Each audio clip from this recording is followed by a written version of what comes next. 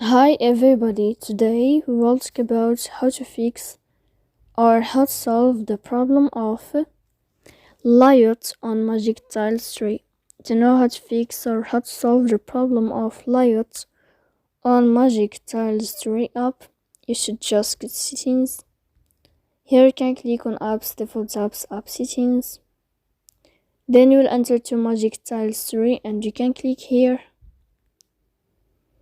After that you can click on first app and you can click OK. Here we'll enter to the window of storage. Then you can click clear cache. Don't click clear data because that can cause the errors or can delete your account. In the end, you can go to Play Store, you can uninstall your app and you can uninstall it again. So please don't forget to support us by like and subscribe. See you next time.